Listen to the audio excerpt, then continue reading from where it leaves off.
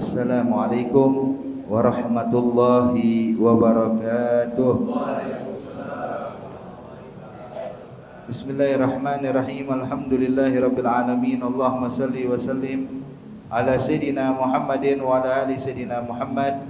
Nawaina ta'allum wa ta'lim, tadzakkur wa tazkir, wa naf'a wal intifa' wal ifada wal istifada wal hatta la tamassuki bi kitabillah wa sunnati rasulillah wa du'a ilal huda wa dalala alal khair ibtiga wajhillah wa maradatihi wa qurbihi wa thawabihi subhanahu wa ta'ala. Qala al-muallif al-imam an-Nawawi fi kitabih Arba'in Nawawiyah nafa'ana Allahu bihi wa bi ulumihi wa bi ulumi sairi salihin bidarain amin ila anqal al-hadits rabiul 20 iyyakum wadh-dhulum. An Abi Dzar al-Ghifari radhiyallahu ta'ala anhu anin Nabi sallallahu alaihi wasallam fi marwa 'anillahi azza wa jalla annahu qala ya ibadi inni haramtu dzulma ala nafsi wa ja'altuhu bainakum muharrama fala tadzalamu ya ibadi kullukum dhalun illa man hadaituh fastahduni ahdikum ya ibadi kullukum ja'iun illa man at'amtuhu fastat'imuni at'imkum ya ibadi kullukum 'arin illa man kasautuh fastaghsuni aksukum ya ibadi innakum tukhti'una bil-laili wan-nahar wa ana aghfiru dzunubi jami'a fastaghfiruni aghfir lakum ya ibadi innakum lan tablughu dharri wa fatadurruni wa lan tablughu naf'i fatanfa'uni ya ibadi law anna awwalakum wa akhirakum wa insakum wa jinnakum kanu ala atqa qalbi rajulin wahid minkum ma zada dhalika fi mulki syai'a ya ibadi law anna awwalakum wa akhirakum wa insakum wa jinnakum kanu ala afjara qalbi rajulin wahidin ma naqasa dhalika min mulki syai'a ya ibadi law anna awwalakum wa akhirakum wa insakum wa jinnakum qamu fi sa'idin wahid fas'aluni fa'atitu kulla insanin mas'alatah ma naqasa dhalika mimma 'indi illa kama yanqusul mikhyat idza udkhila al-bahr ya ibadi innama hiya a'malukum ukhsiha lakum thumma uwaffikum iyyaha faman wajada khairan falyahmadillah wa man wajada ghaira dzalika fala yulumanna illa nafsah rawahu Muslim. Alhamdulillah. Hadirin hadirat yang dimuliakan Allah Subhanahu wa taala. Saat ini kita akan memasuki pelajaran hadis yang ke-24. Ini diriwayatkan oleh Sayyidina Abi Dzar al-Ghifari radhiyallahu ta'ala anhu arda bahwasanya beliau mendengar dari Nabi Muhammad sallallahu alaihi wasallam yang mana Rasulullah bersumber daripada Allah Subhanahu wa taala atau dinamakan ini dengan hadis qudsi.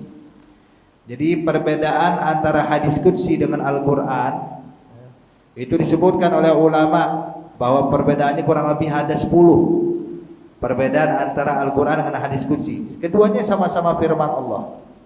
Keduanya sama-sama ucapan Allah. Cuman bedanya dinyatakan kalau Al-Qur'an itu haram dibaca dalam keadaan junub atau dalam keadaan haid. Sedangkan hadis qudsi tidak dinyatakan haram, cuma sekedar makruh. Al-Qur'an tidak boleh disentuh tanpa wudu. Sedangkan hadis qudsi boleh disentuh tanpa wudu. Al-Qur'an boleh dibaca di dalam sholat. Hadis qudsi tidak boleh dibaca dalam sholat. Al-Qur'an itu adalah mu'jizat yang mana tidak satu pun manusia atau makhluk yang bisa menandingi keindahan dan kesempurnaan Al-Qur'an. Walaupun cuma 3 ayat. Walaupun cuma 3 ayat nggak bisa. Kalau kalimat mungkin orang bisa mengarang kalimat yang indah. Tapi sampai 3 ayat tidak ada yang mampu. Nah, kalau hadis qudsi bukan mukjizat. Bukan mukjizat. Kemudian Al-Qur'an lafaz dan maknanya dari Allah.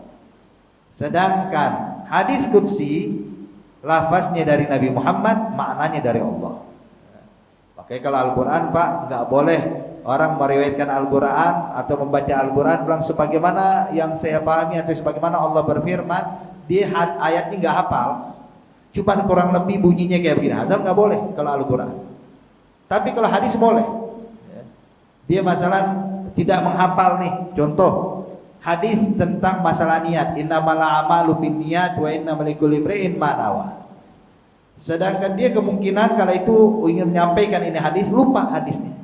Cuman maksudnya tahu, artinya amalan harus pakai niat. Maka dijawab disebutkan bahwasanya inna likulli amalin la budda binniyah kama qala Rasulullah. Padahal bunyi hadisnya enggak begitu. Jadi meriwayatkan dengan makna kalau di hadis boleh. Hadis qudsi boleh, tapi kalau ayat suci Al-Qur'an enggak boleh meriwayatkan dengan makna. Dan banyak lagi hadirin perbedaan-perbedaan antara Al-Qur'an dengan hadis qudsi. Namun walaupun berbeda, keduanya datangnya dari Allah. Artinya kalau ayat Quran itu wahyu, kalau hadis qudsi itu merupakan ilham dari Allah buat Nabi Muhammad. Sehingga Nabi Muhammad diberikan ilham, kemudian Nabi ucapkan dan disandarkan kepada Allah Subhanahu wa taala. Taib. Jadi di sini bahwasanya di dalam hadis qudsi, hadirin, hadirat yang dimuliakan Allah, Allah berfirman, "Ya ibadi, wahai hamba-hambaku," kata Rasulullah, kata Allah, "Inni haramtu dzulma ala nafsi wa haramtu wa ja'altu bainakum muharraman fala tadzalamu." Hai hamba-hambaku, aku mengharamkan perbuatan zalim pada diriku, dan saya juga mengharapkan perbuatan zalim di antara kalian. Maka janganlah kalian saling menzalimi. Artinya hadirin hadirat, perbuatan zalim adalah perbuatan yang sangat dibenci dan dilarang oleh Allah. Apa sih pengertian zalim? Az-zulm di sini hadirin maknanya adalah wad'u syai' fi ghairi mahalli. Meletakkan sesuatu bukan pada tempatnya, itu zulm. Kezaliman itu meletakkan sesuatu bukan pada tempatnya. Masalah dia dikasih jabatan, mesti dia amanah, dia enggak amanah, zulm. Begitu juga jangan kita anggap yang zalim itu hanya pejabat, pemerintah. Terkadang kita pun berbuat zalim pada diri kita sendiri. Allah berikan kita mata. Kemudian mata ini kalau digunakan untuk memandang hal yang diharamkan Allah, berarti dia zalim. Zalim pada mata. Allah berikan kita lidah. Kalau lidah ini tidak digunakan berzikir, melainkan digunakan untuk bergosip, digunakan untuk mencaci maki, digunakan untuk menfitnah, digunakan untuk berbohong, maka dia berbuat zalim pada lidahnya. Begitu juga telinga, tangan, kaki, dan semuanya. Kalau seandainya tidak kita gunakan sebagaimana mestinya, maka itu termasuk dalam kategori zalim. Oke, di sini hadirin hadirat yang dimuliakan Allah Subhanahu wa taala, Allah mengharamkan perbuatan zalim pada dirinya, dan Allah haramkan perbuatan zalim di antara kita semuanya. Maka jangan kalian saling menzalimi. Hati-hati, sebab dakwatul mazlum mustajab. Doanya orang yang terzalimi itu dikabulkan dan diijabah oleh Allah, sekalipun dia non muslim, hadirin. Itu Nabi menyatakan bahwasanya doa orang yang terzalimi akan dikabulkan oleh Allah sekalipun dia bukan orang yang beriman. Makanya di situ apalagi orang-orang beriman. Intinya jangan pernah berbuat zalim sama orang lain. Jangan berbuat jahat kepada sesama. Jangan mengganggu orang-orang yang ada di sekitar kita, jangan. Kenapa? Sebab kalau orang yang kita sakiti dia memohon kepada Allah, maka doanya langsung diijabah oleh Allah Subhanahu wa taala. Nggak nunggu waktu lama, Pak. Maka kata ulama, jangankan orang Islam yang dizalimi, orang non muslim kalau dizalimi, kalau dia doa kepada Tuhannya, dia doa atas kepercayaan dia, tetap Allah dengar tuh. Allah tahu nih orang lagi dizalimi, Allah nggak peduli apa agamanya. Allah tidak peduli dia mintanya pada siapa. Selagi nih orang dizalimi, maka Allah amat murka dengan orang yang berbuat zalim. Sehingga kalau orang yang dizalimi itu memohon, maka doanya langsung diijabah dan dikabulkan oleh Allah Subhanahu wa taala. Makanya hati-hati. Jangan dibilang enggak apa-apa dia mumpung non muslim. Lah, majuz, haram. Enggak boleh menzalimi siapapun, apalagi kalau orang tersebut orang Islam. Hakada, ini pernah dahulu kala hadirin, ada satu orang nelayan ikan. Dia nelayan di laut, Dan orang-orang dulu itu Bapak Ibu sekalian, kalau mereka cari harta itu cari nafkah, ya nggak seperti kita. Kalau kita ngejos banget ya, dari pagi sampai ke malam, malam balik lagi ke pagi, begitu kita nyari duit. Kalau orang dulu kagak, nyari duit, nyari nafkah untuk kebutuhan dia di hari itu. Kalau sudah dapat, dia udah berhenti istirahat, pulang ke rumah. Besok rezekinya gue, ya besok urusan lain. Yang penting sekarang ada rezeki. Jadi walhasil, sebagaimana dalam kisah ini hadirin, ada satu orang nelayan memancing, subhanallah, di laut dapat ikan. Dia biasanya nunggu berapa kali dapat ikan baru dibawa pulang untuk dijual. Cuman subhanallah dapat ikan ukuran besar.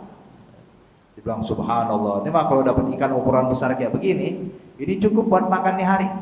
Saya jual, duitnya bisa saya belikan makanan, cukup untuk hari ini buat saya dan keluarga saya. Pulang Pak, habis dapat satu ekor ikan besar, dia pergi ke pasar, dijual tuh ikan, masih segar ikan. Subhanallah, nggak lama ada satu orang berbadan besar, melihat ada ikan yang masih segar dan berukuran besar, tertarik. Maka ditanya, berapa harga ikan ini Bang? Harganya sekian, ditawar. Hingga terjadi tawar menawar, hingga akhirnya kedua penjual dan pembeli ini sepakat. Penjual mengatakan, ya sudah, saya jual dengan harga yang kita cocok ini. Dijual tuh ikan. Maka ketika dibeli, cuman si pembeli ini yang berbadan besar bilang, minta maaf ya Tuan, tukang ikan. Kenapa? Kebetulan duit saya ketinggalan di rumah. Cuman saya mau nikah, cuman duitnya ketinggalan di rumah. Kira-kira gimana? Kata si tukang ikan, ya sudah, engkau ambil dulu, ntar kemarin lagi. Dia bilang, lah, ana pengen ente bawa ikan ke rumah saya, nanti di rumah nih bayar. Kata pedagang ikan, ya Allah nggak jadi masalah deh, yang penting di ikan laku. Dibawa nih, ikan besar, digotong sama dia. Pas sampai ke rumah orang yang berbadan besar tadi, bilang ikan taruh di dapur. Waktu ikan diletakkan di dapur, balik dia menagih. Maka orang yang berbadan besar ini waktu ditagih, dia tunjukkan kekuatannya. Dia bilang, ente mau hidup apa mau mati? Kalau ente masih nagih nih, aneh nggak bakal kasih ampunan, aneh bakal hukum ente sampai mati. Si nelayan mikir, waduh, mau dilawan nggak sanggup, badannya gede, badannya besar, badan saya kecil. Ini kalau seandainya saya paksa urusannya yang makin parah saya, ya sudah deh. Dibilang, ya sudah Tuan, kalau nggak mau bayar ya udah, ditinggal. Waktu keluar dari rumahnya sedih nih, nelayan. Artinya dia berusaha berharap dapat makanan, dapat nafkah, ternyata gagal total. Karena ini orang yang berbadan besar ditunjukkan kekuatannya, takut. Dia keluar dari rumah tersebut, begitu berhasil keluar diangkat tangannya. Doa di depan rumah yang zalim ini. Dia doa, Allahumma inna hadza rajul, ya Allah, sesungguhnya orang ini telah menunjukkan kekuatannya kepada saya dan saya nggak sanggup melawannya. Maka tolong ya Allah, tunjukkan kekuatanmu kepada dia agar dia nggak sanggup melawanmu. Kemudian doa kelar. Doanya, ini orang nunjukin kekuatan pada saya, ada nggak sanggup melawan, ya udah, ya Allah tolong tunjukkan kekuatanmu pada dia. Maka habis doa kayak gitu dia pulang ke rumah. Subhanallah, ini orang yang zalim tadi bilang sama pembantu, tolong nih ikan dimasak. Waktu dimasak tuh ikan dan dihidangkan Pak, ini orang yang berbadan besar yang zalim tadi, waktu menjulurkan tangannya untuk mengambil daging ikan, waktu memegang ikan, subhanallah tertusuk daripada tulang ikan atau duri ikan di ujung jarinya. Dia merasakan kesakitan yang luar biasa, sampai bengkak dan biru ujung jarinya. Ujung jarinya nih biru, sakitnya bukan main, demam nggak turun-turun. Sampai akhirnya datang ke dokter sini, datang ke dokter situ, semua dokter angkat tangan. Dikasih obat ini kagak mampu, nggak mempan. Sakit makin jadi. Akhir kata dokter, nih kalau begini urusannya, kalau mau sembuh tidak ada obat kecuali amputasi, potong jari. Dibilang nggak apa-apa, potong jari saya, yang penting saya sembuh. Nggak kuat, nggak bisa tidur. Maka ketika dipotong jarinya hadirin, dipikir dia sembuh, ternyata kagak. Itu penyakit yang tadi di ujung jari sekarang menjalar kepada semua telapak tangan. Telapak tangannya jadi bengkak dan biru, sakitnya makin parah. Dia rasakan sakit yang luar biasa, nggak sanggup ngapa-ngapain, cuma bisa menangisi, tidak mampu untuk menghadapi sakitnya. Datang lagi ke dokter, dokter jawabannya sama, ini nggak ada obat kecuali amputasi, potong. Maka dipotong pergelangan tangannya. Dipikir dia sembuh, ternyata itu penyakit menjalar sampai siku. Makin jadi dari pergelangan tangan sampai siku ini biru bengkak, sakit bukan main, makin gak bisa tidur. Datang lagi ke dokter, dokter bilang, so ini yang terakhir kali, ini gak ada obat kecuali amputasi. Maka potong lagi sampai sini hadir. Dia pikir sembuh, ternyata sampai pergelangan tangan. Maka pas datang lagi ke dokter, dokter bilang, aduh, ini secara ilmunya kita nih, ya, ilmu kedokteran, mesti dari amputasi pertama udah menyembuhkan, tapi ternyata amputasi pertama tidak menyembuhkan, butuh amputasi kedua. Amputasi kedua dipikir menyembuhkan, ternyata datang sampai pergelangan siku, butuh amputasi ketiga. Maka kata dokter, nyaranin supaya pulang. Saya khawatir kalau saya bilang amputasi lagi sampai hilang tanganmu sebelah, takutnya sakitnya nggak sembuh, makin parah. Maka secara kedokteran, secara medis ini nggak ada obatnya. Secara medis nggak ada obatnya. Cuman coba deh, kau datangi deh, ikhtiar, datangi para orang-orang soleh, ya paling nggak ikhtiar dari segi medis dan dari selain medis. Golmar apa? Pergi deh ke rumah orang soleh, cerita tentang penyakit yang aneh ini. Maka orang soleh ini pernah langsung bertanya, "Golia pula, galebek. Ente pernah buat jahat gak sama orang?" Coba ingat-ingat. Bilang, "Iya, saya berbuat jahat kepada si nelayan ikan." Nah, kelas. Mau sembuh, mau minta maaf dari dia. Kalau engkau mendapatkan maaf dari nelayan itu, insya Allah sembuh di tangan, tanpa harus amputasi. Golmar habak dicari-cari hari ketemu. Waktu berjumpa dengan nelayan ikan ini, dia menangis, minta maaf, menunjukkan keadaan tangannya sudah hilang Pak, setengah tangannya. Menangis minta dimaafkan. Kata nelayan, ya sudah Anda maafkan. Begitu dimaafkan, sembuh tangannya, hilang sakit. Jadi memang teguran dari Allah buat orang yang berbuat zalim. Maka ditanya, "Ya fulan, memang apa yang kau bacakan doa pada Allah? Kok sakit itu luar biasa?" Maka dijawab oleh nelayan ikan, "Waktu kau usir saya, engkau mengancam saya untuk memukul saya dan kau tunjukkan kekuatanmu dan saya merasa lemah, maka saya memohon kepada Allah, ya Rabb, tolong tunjukkan kekuatanmu kepada dia sebagaimana ditunjukkan kekuatannya kepada saya." Maka beginilah Allah tunjukkan kekuatannya. Maka ini orang langsung nunduk. Kata ini orang, "Ya Allah, siapa yang sanggup menghadapi kekuatan Allah?" Intinya Bapak Ibu sekalian, ketika ada orang terzalimi, doa apapun dia diijabah oleh Allah. Jadi jangan sekali-kali berbuat zalim pada siapapun, jangan. Fala tadzalamu, jangan kalian saling berbuat zalim. Nabi menyatakan, "Inna dzulma dzulmatun yaumal qiyamah." Bahwasanya kezaliman itu cuma bakal jadi kegelapan buat dia di hari kiamat. Ya, jadi kegelapan, matanya seakan-akan dibutakan oleh Allah Subhanahu wa taala sehingga tidak bisa melihat apapun yang ada di hadapannya. Tersiksa. Tersiksa. Ini buat orang yang berbuat zalim semasa hidup dalam dunia. "Ya ibadi, kullukum dhalun illa man hadaituh." Hai manusia, kalian semua awalnya atau asalnya dalam keadaan dhal, tersesat. Tersesat, tidak mengenal Allah, tidak mengenal Nabi Muhammad, tidak mengenal para malaikat-malaikat Allah. Artinya ketika manusia lahir, maka dia belum mengenal tuh Allah, malaikat, kemudian anbiya, mursalin. Walaupun tabiat manusia itu dilahirkan dalam keadaan fitrah. Kullu mauludin yuladu ala fitrah. Setiap anak yang dilahirkan dalam keadaan fitrah. Apa sih arti fitrah? Fitrah itu kesucian sehingga dia bisa nampung agama Islam kalau datang Islam. Jadi kalau datang ajaran Islam, dia nggak bakal bimbang, langsung menerimanya. Beda dengan agama lain. Tapi kalau agama Islam Pak, kalau digunakan akalnya, digunakan ketulusannya, tanpa ada dorongan hawa nafsu, setiap orang pasti bisa menerima Islam. Sebab memang fitrah itu adalah kekuatan yang diberikan Allah di setiap manusia hingga dia mampu untuk menyerap dan menerima agama Islam. Itu artinya fitrah. Namun selagi belum ada ajaran Islam kepada dia, tidak ada bimbingan pelajaran Islam untuknya, maka Allah nyatakan kullukum dhalun, kalian semua tersesat, kecuali orang yang meminta hidayah padaku akan aku berikan dia hidayah.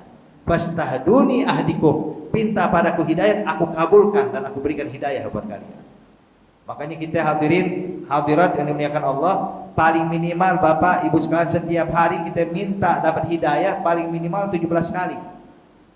Ya. Di setiap sholat kita selalu memohon kepada Allah dalam surat Al-Fatihah, ihdinas shiratal mustaqim. Ya Allah, tunjukkan kami jalan yang lurus. Setiap hari 17 rakaat. Subuh 2 rakaat, zuhur 4 rakaat, asar 4 rakaat, maghrib 3 rakaat, isya 4 rakaat. Setiap rakaat kita baca Fatihah. Setiap rakaat kita baca ihdinas shiratal mustaqim. Ada paling minimal. Makanya kata Nabi, ya, bahwasanya Allah berfirman, kalian itu pada dasarnya dhalun, tersesat. Illa man hadaitu, kecuali orang yang aku berikan dia hidayah. Makanya hadirin hadirat yang dimuliakan Allah, ini kita bisa kumpul kayak begini nih, ini semua berkat hidayah, berkat taufik dan hidayah dari Allah. Kalau bukan hidayah dari Allah, kita nggak mungkin bisa kumpul kayak begini Bapak Ibu sekalian. Ya. Kalau seandainya ada orang ya, kalau seandainya saya ingin melakukan sesuatu tapi tidak dapat hidayah, kira-kira bisa terlaksana? Jawabannya enggak. Ente atau kita nih Pak, bisa melakukan ibadah, melakukan kebaikan, itu tidak murni dari kemauan kita. Terkadang orang punya kemauan, tapi kalau belum dapat hidayah dan taufik nggak bakal terlaksana tuh. Saya tahun ini mau pergi haji, niatnya udah bulat, niat udah kuat. Cuman subhanallah, kalau belum datang taufik inayah dari Allah, sampai tahun depan nggak pergi haji nih orang, nggak pergi haji. Sebab yang menuntun dia melakukan kebaikan bukan dari keinginan doang, tapi adalah dorongan daripada hidayah dan taufiknya Allah. Hakadha. Makanya di sini ketika kita bisa berbuat baik, bersyukur mestinya. Alhamdulillah saya dipilih oleh Allah. Alhamdulillah saya diizinkan oleh Allah untuk berbuat baik dan amal ibadah. Maka ini bentuk hidayah dari Allah. Fastahduni, minta hidayah, minta petunjuk dariku, ahdikum, saya bakal berikan kepada kalian, kata Allah. Ya ibadi, in kullukum ja'in illa man an'amtuhu fastat'imuni wa'at'imkum. Hai hamba-hambaku, kata Allah, kalian ini dalam keadaan lapar. Ya. Pada hakikatnya Bapak Ibu sekalian, manusia dilahirkan, ya, nggak ada makanan, nggak ada minuman. Artinya ini bayi waktu baru lahir, ya, baru lahir dia nggak ngerti itu makanan. Dia cuma bisa menangis aja, kalau lapar nangis. Maka kita juga hadirin, pada dasarnya manusia itu dalam keadaan ja'i', lapar perut. Fastad'imuni, minta makanan dariku, kata Allah, ut'imkum, saya bakal berikan buat kalian. Jadi Pak, Bu, kadang kita ini jangan gengsi minta sama Allah, jangan malu minta sama Allah. Apa dipinta, minta. Allah senang Pak kalau melihat kita memohon terus. Beda sama manusia. Kalau manusia kalau dimintain terus marah, ya kan? Makanya dinyatakan la tas'alanna hajatan la tas'alanna bani adam hajatan fas'alillahi allazi abwabuhu la tuhjabu. Inna bani adam yaghdab, inna Allah ta'ala yaghdab in tarakta su'alahu wa bani adam yaghdabu hina yas'aluhu. Dinyatakan bahwasanya jangan pernah memohon hajat kepada manusia, tapi mintalah kepada Allah yang pintunya nggak pernah tertutup buat kita. Kenapa? Allah murka kalau kita nggak memohon kepadanya. Allah marah kalau kita nggak pernah minta dan doa padanya. Tapi sebaliknya, Bani Adam, anak keturunan Adam, semakin diminta makin marah. Datang satu orang ke rumah yang kaya raya, yang dermawan, Pak, tolong bantuannya. Kenapa? Saya butuh buat diri saya dan keluarga saya. Dikasih duit lah 1 juta rupiah, dermawan. Besok coba datangin lagi orang yang sama, datang lagi ke orang dermawan ini, minta bantuan lagi, coba Pak butuh bantuan lagi, berapa? 1 juta lagi. Orang dermawan yang kedua masih mulai berubah. Ya udah deh kasih 1 juta lagi. Besok datang lagi, Pak minta bantuan lagi, saya butuh 1 juta lagi. Itu langsung tuh yang dari 1 juta hari ketiga berubah Pak. Dikasih cuma 100.000 doang. Berkurang. Besok datengin lagi, semakin sering didatengin marah nih orang. Dia bilang nih siapa? Ini orang siapa sih? Tiap hari minta sama saya, emang saya ATM dimintain duit terus ya. Itu manusia, tapi kalau Allah enggak. Allah semakin kita minta makin senang. Makanya Allah Subhanahu wa taala menyatakan di dalam Al-Qur'an agar kita selalu meminta dan memohon kepadanya, dan Allah berjanji mengabulkan semua doa kita. Insyaallah nih Allah nyatakan akan saya kabulkan doa kalian. Jadi Allah udah berjanji akan mengabulkan doa kita semuanya. Jadi jangan pernah malu minta sama Allah. Bahkan minta makanan sekalipun Bu. Mau masak beras kurang nih, minta sama Allah.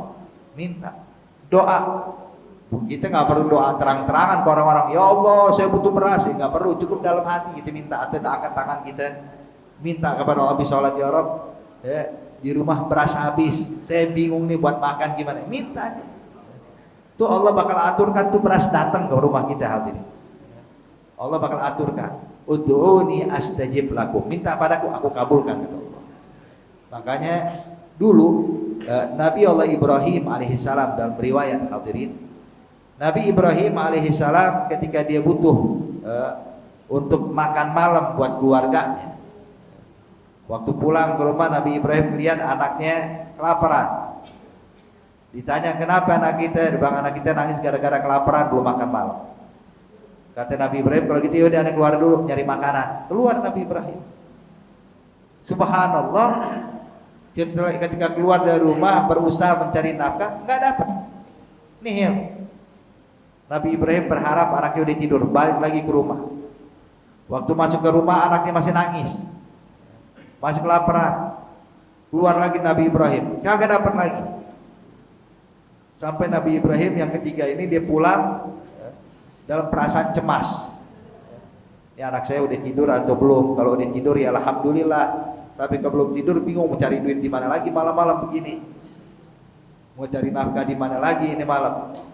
Maka ketika dalam keadaan cemas Nabi Ibrahim datang seruan dari Allah, ya Ibrahim ada apa? Kenapa kau dalam keadaan cemas? Maka Nabi Ibrahim cerita, ya Rabb, saya cemas sebab saya belum dapatkan makan malam buat anak saya. Allah berkata, lalu kenapa tidak meminta padaku ya Ibrahim? Kenapa kau tidak memohon kepadaku? Maka dijawab oleh Nabi Ibrahim, ya Rabb, laqad istahait. Sebab saya malu, masa saya seorang utusan Allah, saya seorang nabi kok mintanya doa, minta makanan. Mesti kan minta biar umat masuk surga, minta biar umat selamat dari api neraka Allah. Ini minta makan malam sama Allah, malu ya Allah saya. Bukan kamu, malu. Maka Allah katakan kepada Ibrahim, salni wa ingkan milhan. Ya Ibrahim, pinta padaku walaupun cuma garam kata Allah. Jangankan makan malam, garam, masak kurang garam, minta sama Allah. Sampai segitunya hadirin. Bahkan dalam riwayat yang lain Nabi Muhammad SAW menyatakan, ya itu kata Rasulullah, salillah wa ingkan syiragan alaik. Nabi bilang mintalah kepada Allah, memohonlah kepada Allah walaupun cuma kalau meminta tali sendal yang putus. Ya. Tali sendal kita putus, ya Rabb tali sendal Anda putus nggak bisa jalan. Tolong gimana ya Allah bantu saya biar sendal bisa nyambung lagi. Atau saya punya sendal yang lain, minta. Walaupun cuma tali sendal kata Rasulullah. Jadi jangan pernah sungkan Bapak Ibu sekalian minta sama Allah. Kata makanan, minuman, rezeki, kebahagiaan, minta sama Allah. Ya. Allah bakal kabulkan tuh. Kemudian Nabi nyatakan, Allah berfirman, ya ibadi kullukum arin ila man kasautuh fastaksuni aksikum. Dia bilang, ya ibadi, ya, sesungguhnya kalian terlahir dalam keadaan tidak memakai pakaian sedikit pun. Ya. Tidak ada sehelai benang di atas tubuh kita, kecuali ya, aku berikan buat kalian pakaian kayak kita sekarang. Ya. Dulunya kita nggak punya apa-apa, sekarang Allah berikan kita pakaian, Allah berikan kita ini dan itu. Maka kata Allah, fastaksuni, minta pakaian dariku. Minta kata Allah, aksukum, saya kabulkan. Saya berikan pakaian buat kalian. Kemudian juga ya ibadi, innakum lan tablughu dharri fatadurruni wa lan tablughu naf'i fatanfa'uni. Dibilang Allah menyatakan ya ibadi, hai hamba-hambaku, sekalipun kalian punya niat buruk kepadaku, kalian gak bakal mampu untuk melaksanakannya.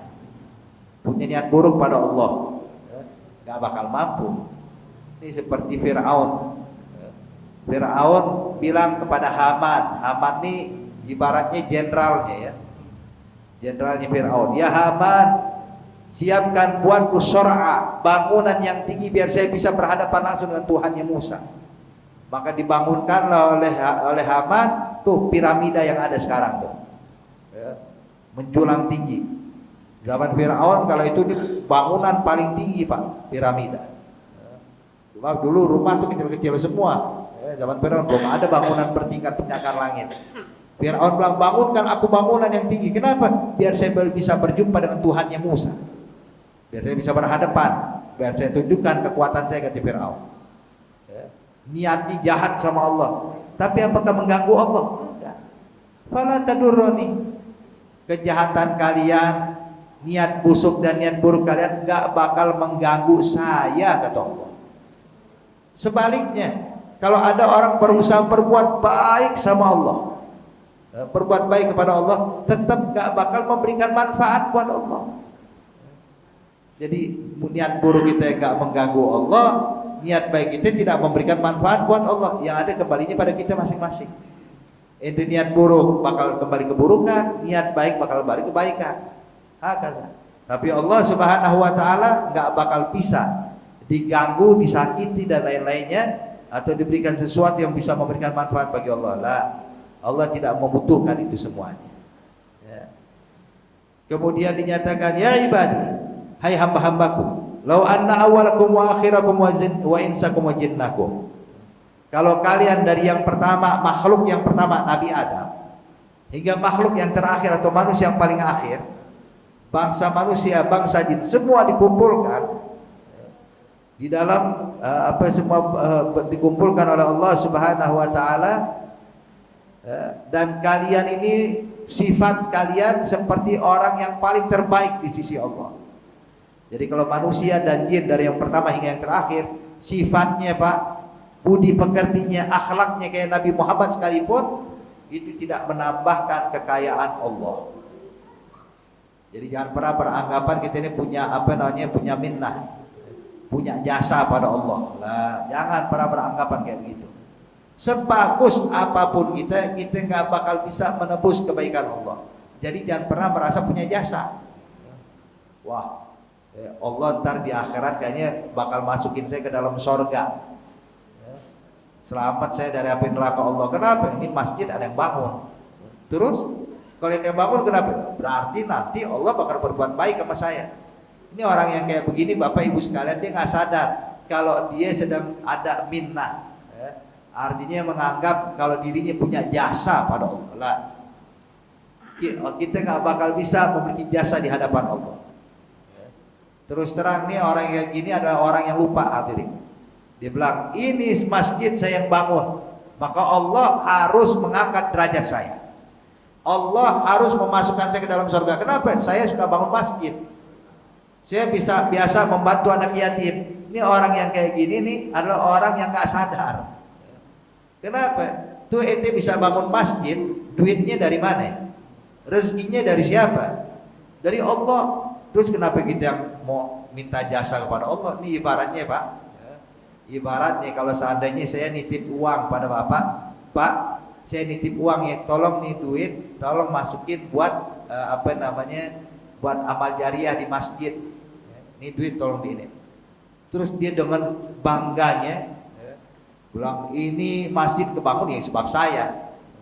Dia bilang, ente kalau nggak dititipin duit ini nggak bakal bisa bangun masjid.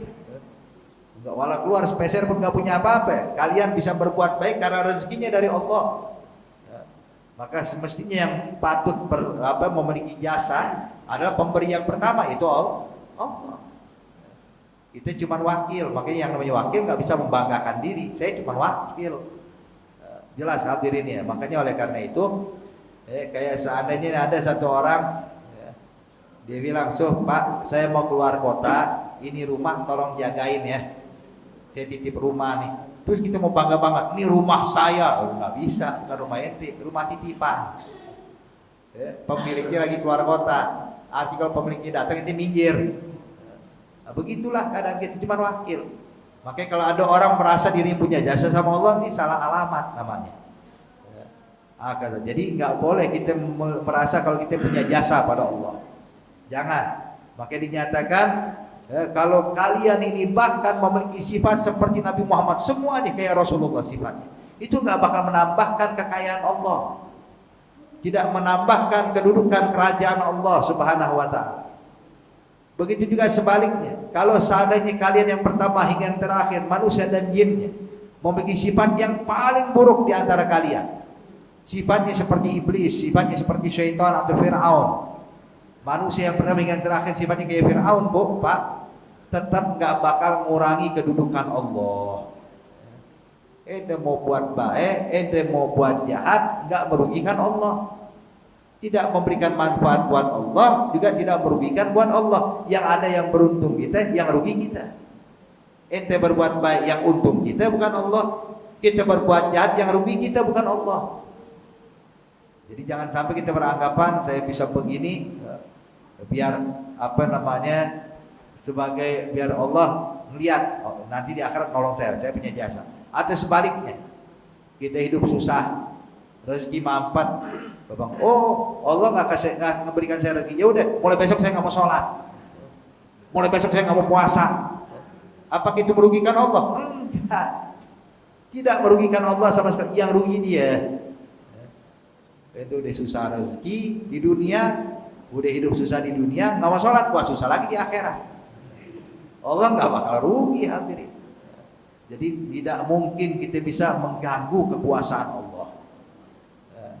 Kemudian Allah nyatakan, ya ibad, hai hamba-hambaku, kalau kalian semua dari yang pertama hingga yang terakhir berkumpul fi sa'idin wahid, di satu tempat, kemudian kalian meminta hajat kalian masing-masing, fas'aluni, ada yang minta hajatnya begini, yang satu lagi hajatnya seperti kata Allah, silahkan minta hajat kalian semuanya. Fas'aluni, kalian minta padaku, kemudian aku berikan hajat kalian masing-masing sesuai yang kalian mohonkan, itu tidak mengurangi kekayaanku, kata Allah.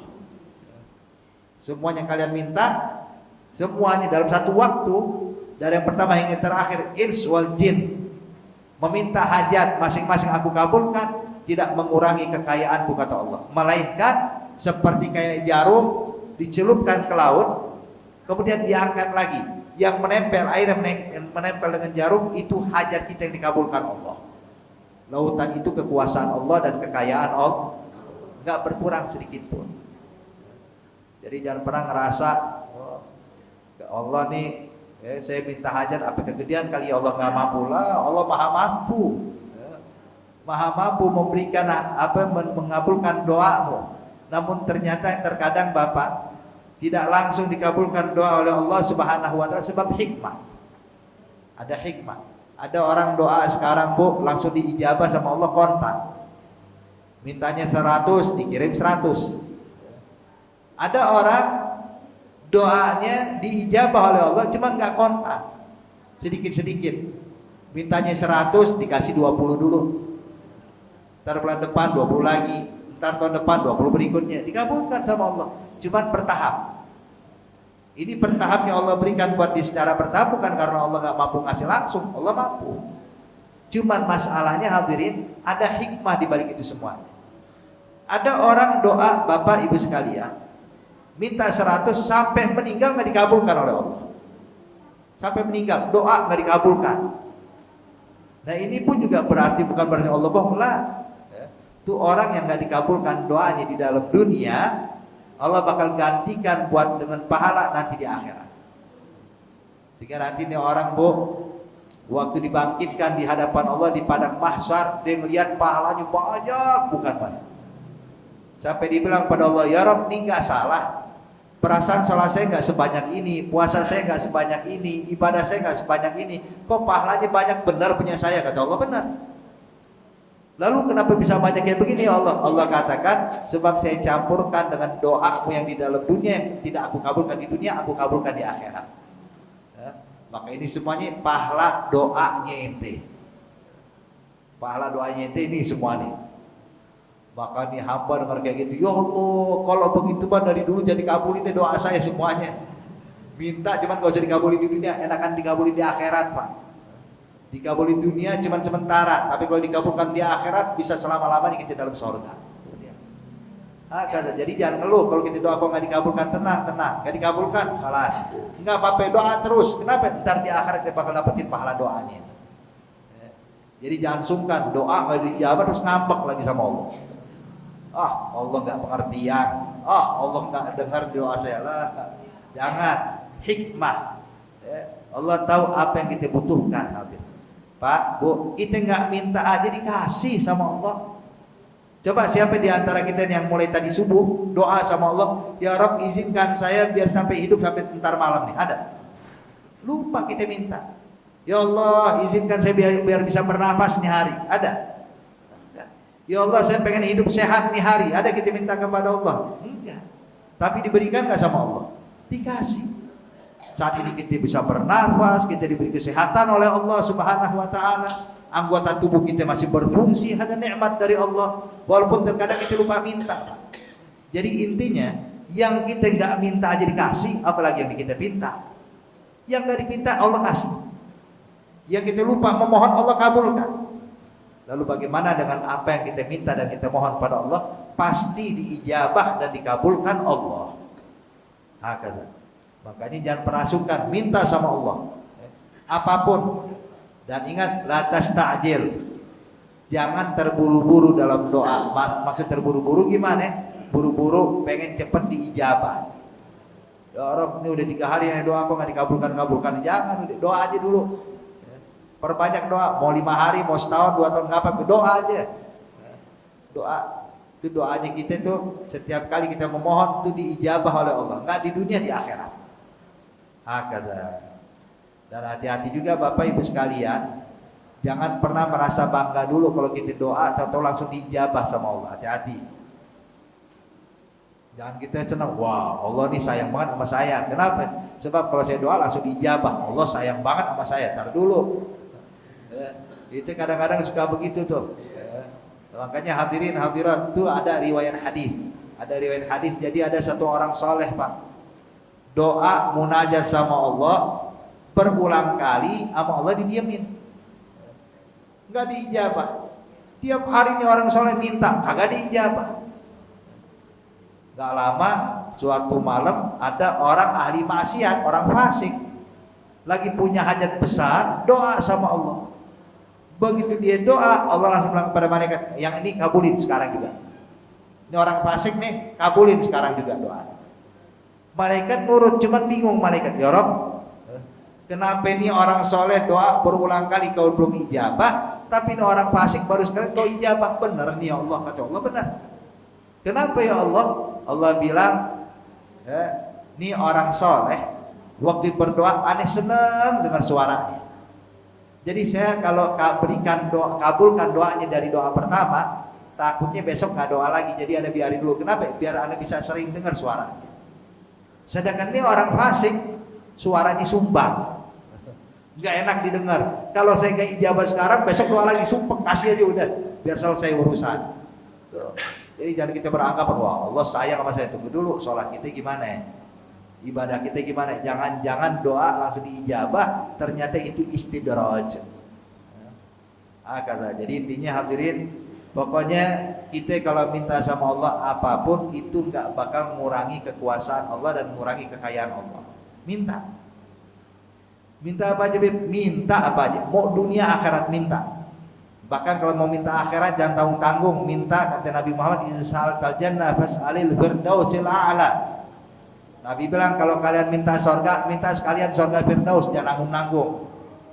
Jangan doa pakai di apa namanya, pakai tawadhu minta sama Allah, ya Rob, saya mohon masuk surga, walaupun surga paling bawah nggak apa-apa deh, emperan juga nggak apa-apa. Jangan minta paling tinggi sekalian.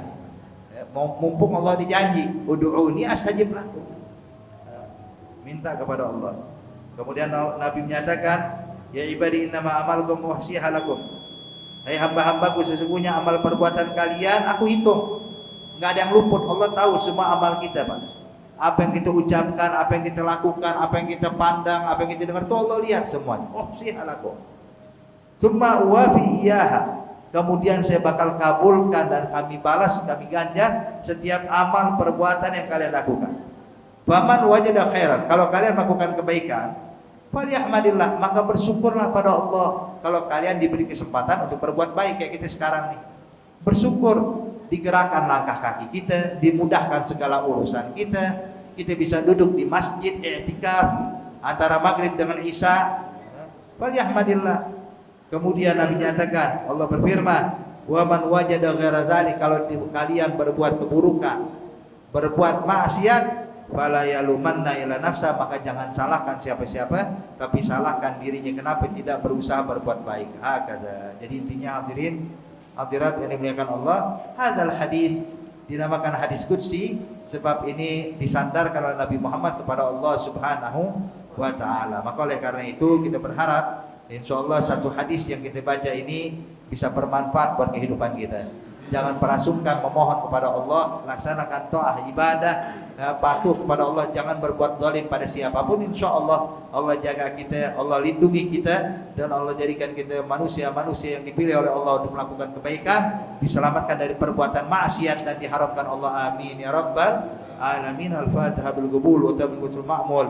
Yaghfir walidina walidikum wa amwatina amwatikum wa amwatil muslimin ajmain. Annallaha ta'ala taghashahum birahmal maghfirah wal jannah faridal muslimin. Yakhtim lana wa lakum bil husna wa huwa radin anna fi khairin lutfin wa afiyah wa ila hadratin nabi Muhammadin sallallahu alaihi wasallam.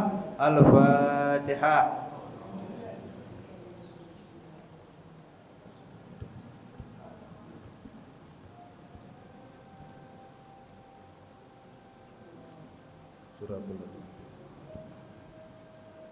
Rabbana taqabbal minna innaka antas samiul alim wa tub alaina innaka antat tawwabur rahim. Da'wahum fiha subhanakallahumma tahiyyatuhum fiha salam wa akhiru da'wahum alhamdulillahi rabbil alamin. Wassalamu alaikum warahmatullahi wabarakatuh.